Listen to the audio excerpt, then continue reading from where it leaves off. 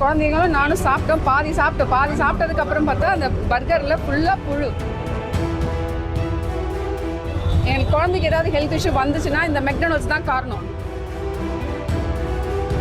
அது இங்கே நல்லா ஹைஜீனிக்காக இருக்கும், நல்லா பண்ணி கொடுப்பாங்கன்றதுக்காக தான் நாங்கள் இங்கே வந்து அவ்வளோ காசை கொடுத்து நாங்கள் வாங்குகிறோம். சின்ன இதில் வந்து காசு கொடுத்து வாங்கி சாப்பிட்டா கூட நல்லா இருக்கும் போல இருக்கு. இங்கே அந்த அளவுக்கு மோசமாக பண்ணுறாங்க.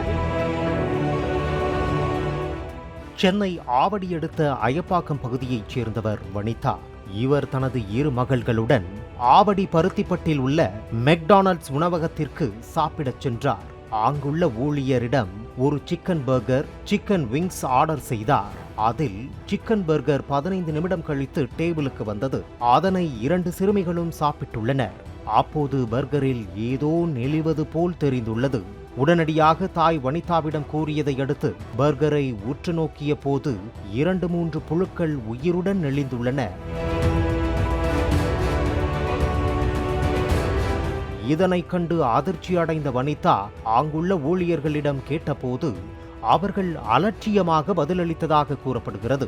இதையடுத்து தனது கணவர் எப்ரினை வரவழைத்துள்ளார். அவர் வந்து எப்படி புழுக்கள் நெளிந்த பர்கர் வழங்கப்பட்டது என்று உணவகத்தில் தட்டி கேட்டுள்ளார். அப்போதும் அலட்சியமாகவே பதிலளித்ததால் காவல் கட்டுப்பாட்டு அறைக்கு புகார் தெரிவித்தனர்.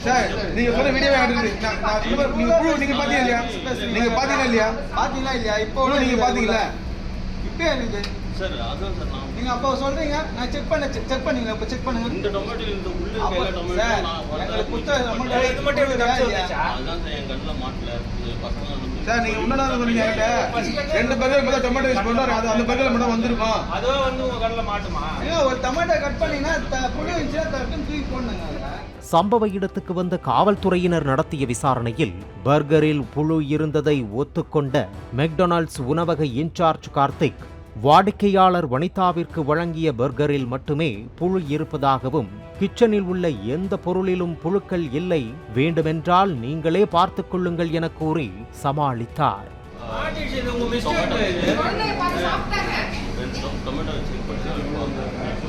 ஃபுட் பாய்சன்ல இப்போ என்ன வேணா ஆகும் தெரியும்ல. ஃபுட் பாய்சன் ஆச்சுன்னா குழந்தைங்களுக்கு ஏதோ நானே யாருக்கு பெரிய கடை பிராண்டட் கடை நான் நம்பி தான் சாப்பிட வராங்க.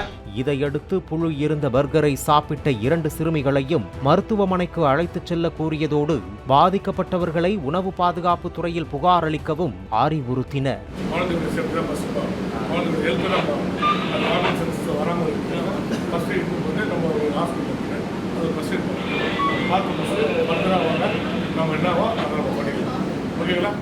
இதற்கிடையே காவல்துறையினர் அளித்த தகவலின் பேரில் ஆவடி உணவுப் பொருள் பாதுகாப்பு அதிகாரி வேலன் மெக்டொனால்ட்ஸ் கடைக்கு சென்றார். அங்குள்ள தக்காளி, பன், சிக்கன் பேட்டி, சீஸ் உள்ளிட்ட 6 வகையான பொருட்களை ஆய்வுக்காக எடுத்துச் சென்றனர்.